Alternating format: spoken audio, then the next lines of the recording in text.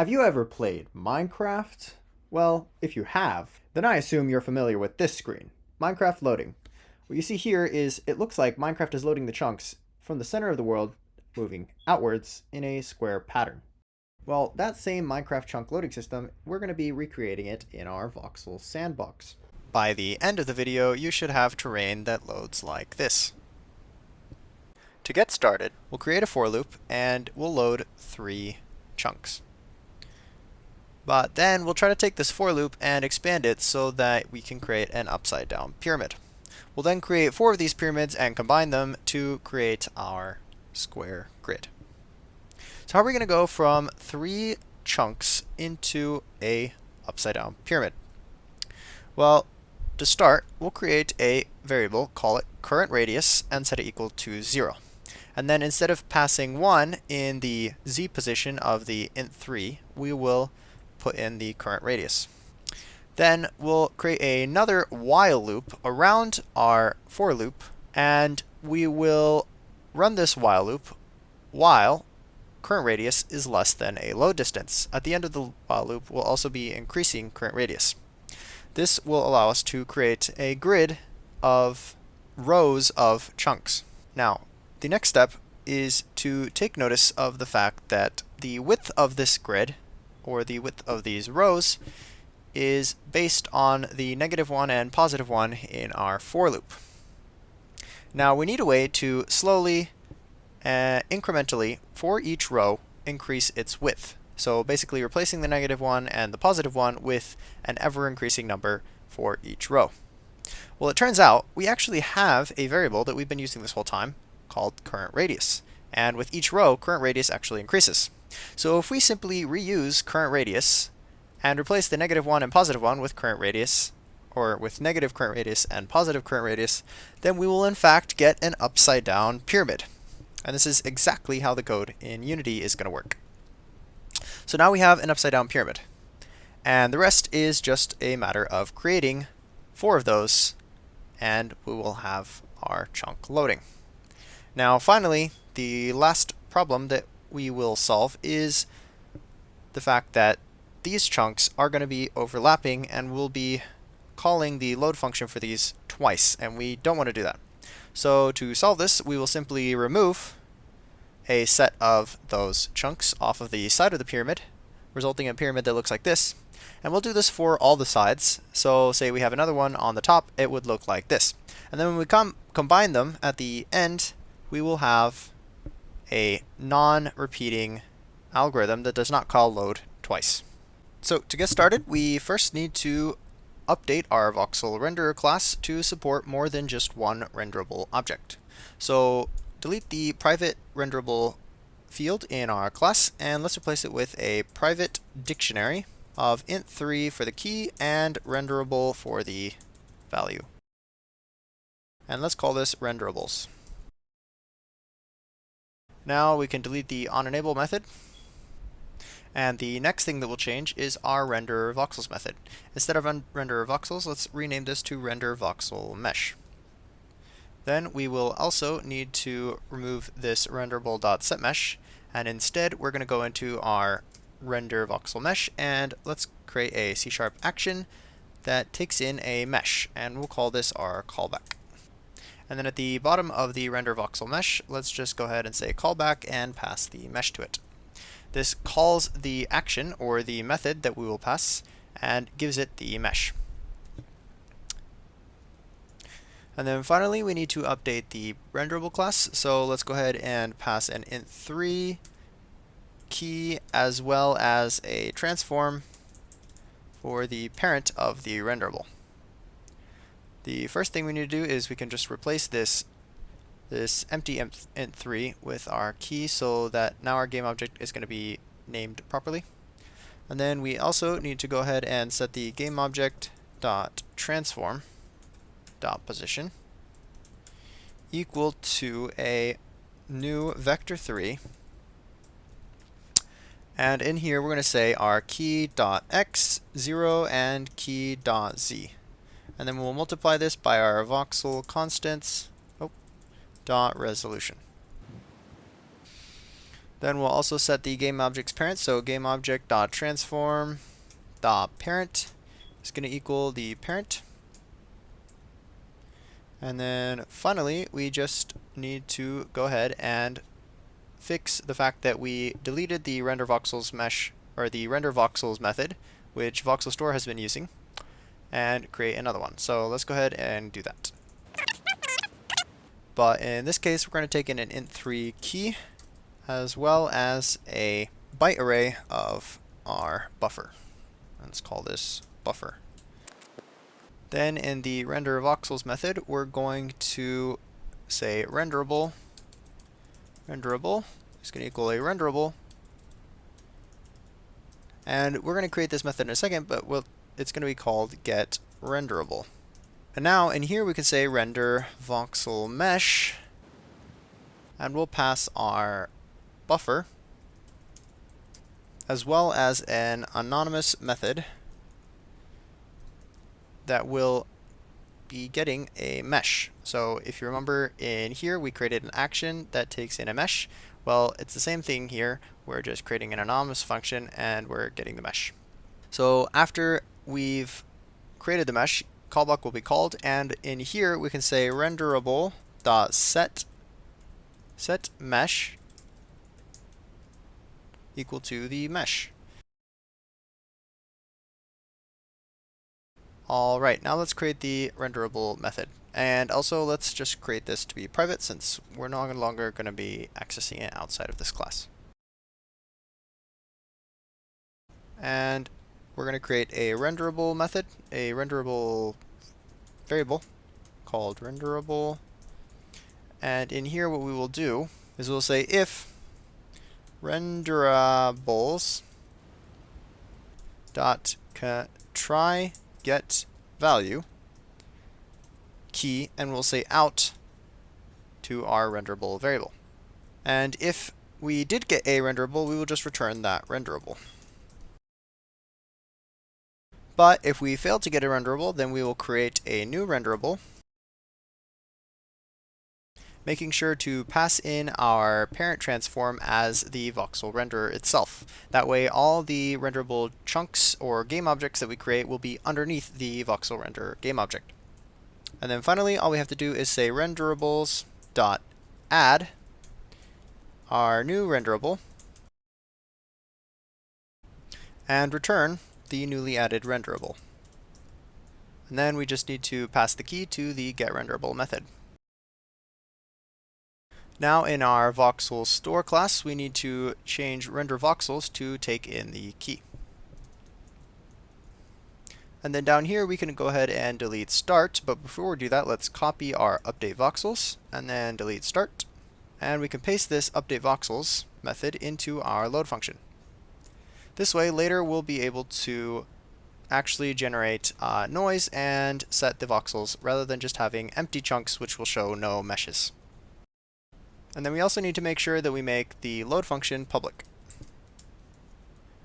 Back in Unity, we can go ahead and create a new script, and we're going to call this our Voxel client. The Voxel client is going to be in charge of actually running the Minecraft algorithm of loading the chunks. Alright, in the Voxel client, go ahead and delete the default methods, and we're going to create a private IEnumerator that we're going to call load world.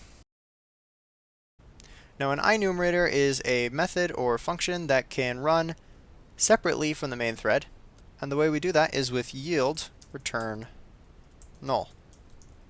Now what yield return null does is it creates a pausing point, so we can say, okay, pause this method, let's let the next update loop run, and then let's continue from there. Alright, let's go ahead and write the algorithm from the slides that I showed you earlier. I have the code here ready, so I'm just going to go ahead and copy paste it. That's going to look a bit like this. So in the forward Z direction, we're going to be loading our chunks, and we also are going to need a integer called current radius and set it equal to 0. This should all be familiar from the slides. And then we also need a serialize field that will be a reference to our Voxel store. And then we'll also need another field for the load distance. And we'll just set it by default to 16. Alright, so we can go ahead and test out load world by going and creating our private void start. And inside of start, we can just say start coroutine. And we'll say load world. And this will start our coroutine, and then every time it gets to yield return null, it'll pause, letting the next update run, and then continue from there. This way, our load world function isn't just going to wait for all the chunks to load. It'll pause after loading one chunk, and then the next frame it'll load another chunk. In the hierarchy, let's go ahead and create a empty game object, and let's call this the Voxel client. And let's drag our Voxel client script onto it, and give it a reference to our Voxel store. If we click play now, and we find the center of the world by going F and clicking on one of the random game objects, we don't see anything, and I wonder why. Alright, so I found the error in the Voxel store. In our load function, we just need to replace int3.0 with the actual key. Our last mistake, and that was that we set current radius equal to 0, so we need to set it equal to 1 by default. And then also in this for loop, I subtracted 1, and that was to fix the overlapping chunks, but we don't need to do that yet, so let's delete that. And now you should be able to see that yes, indeed, we do load 3 chunks like in the algorithm from the slides. Alright, so the next step that we need to do is just create our while loop, so let's go ahead and do that. And then finally, also make sure to set current radius back to 0. In the Unity editor, you should now see our upside down pyramid.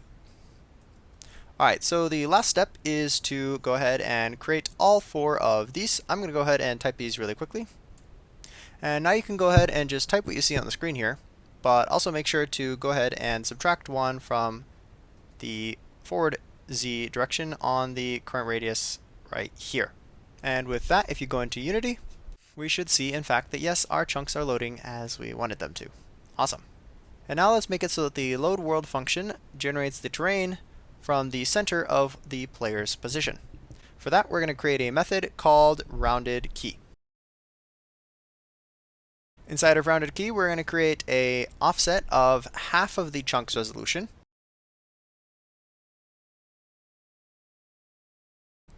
And it's important that when we do division, we cast both numbers to a float. That way, we don't accidentally cut off any decimal points when we do the division. This is because when you divide 2 integers, what normally happens is you get rid of the 0.05, for example, and it just completely gets cut off and ignored. So we don't want that to happen. We want our half resolution to also include any decimal points that it might have. And now let's create a new int3, and let's round the player's position to a key.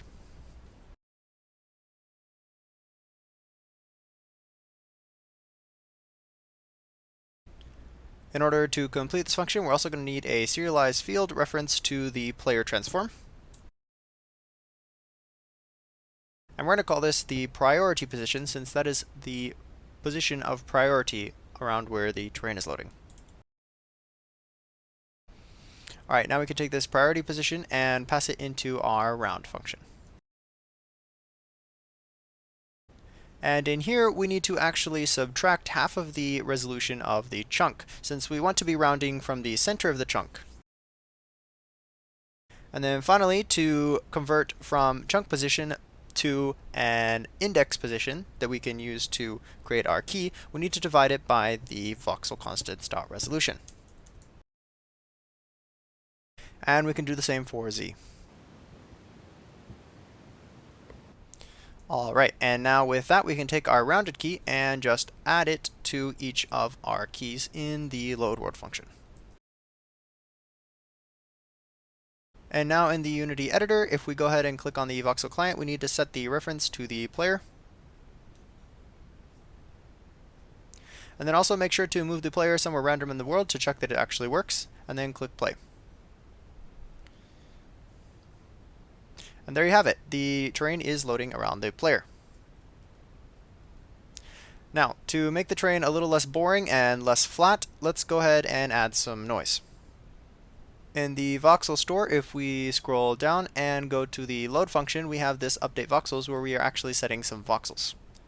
Let's go ahead and update this so that we add some noise to the terrain.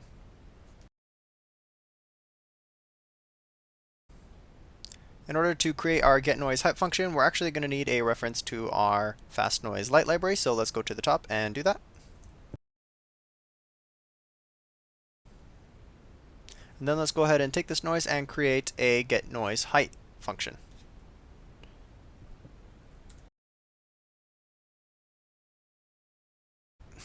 In our getNoiseHeight function, we're going to return the noise.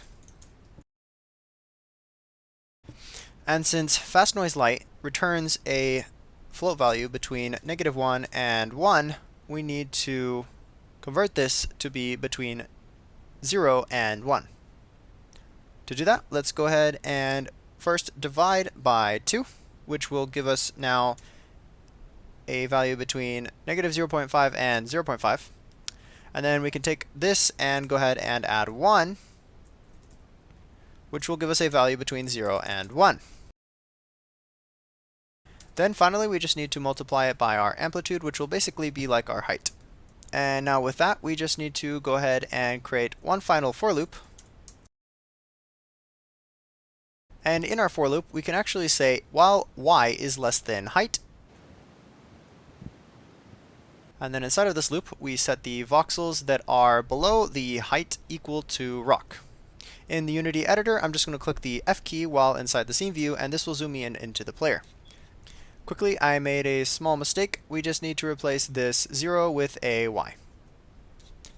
And now if we go ahead into Unity and click play again, we should see that yes, our noise is working, but the noise is repeating for each chunk. And the reason for this is that we actually need to offset the noise by the chunk's position. To do this, let's create a new int3, and we're going to call this our offset. Now this int3 is going to reuse our key to recreate the chunk's position. Then we can go ahead and do this for the z as well. And with that, we can take the offset and go ahead and add it in here in our getNoise function. And with that change, if we go into Unity, we can see that it is very broken. Oh dear. Alright, so I made another silly mistake. You just need to go ahead and update this from key.x to key.z right there. And with that, we have terrain generating around the player. Now, finally, let's go ahead and fill in this missing cube in the middle. To do that, if you go into the Voxel store, you can go into the start method and just go ahead and say store.load and just get the rounded key and pass it in. And with all of those changes, our terrain is now loading.